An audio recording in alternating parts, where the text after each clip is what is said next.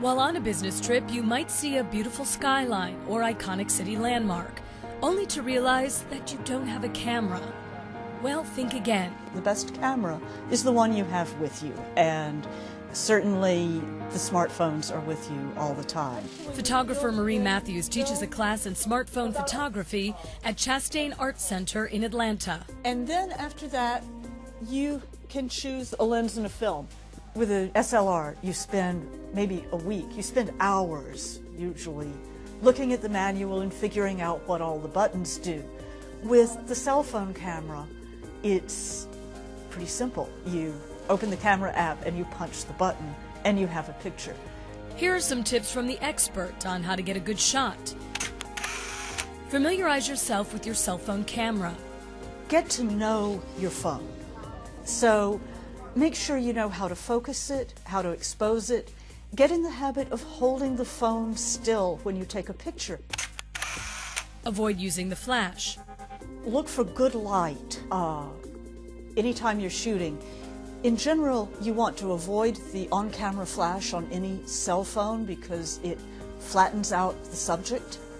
So you want to look for natural light and a lot of light. Pay attention to details in the background. The cell phone camera, unlike an SLR, has a very wide depth of field, and you see all the details, including details that you probably don't notice until after you've taken the picture. So if you make it a point of being aware of your background all the time, you'll get better pictures. Marie also recommends taking advantage of various editing apps. There are a lot of great editing apps. Photogene, PhotoWizard are two of my favorites for the basic editing. My favorite thing for layering is something called superimpose, and you can take two pictures, layer them on top of one another, and erase parts of one image. Great fun and very useful. With apps, with the editing things, you can just let your imagination run wild. What you take with the shutter is just the beginning. Marie says, after all, the fundamentals of taking a good photograph remain the same.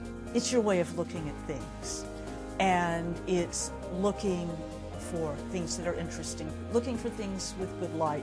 Those rules are true regardless of the type of camera you're using. Holly Furfer, CNN.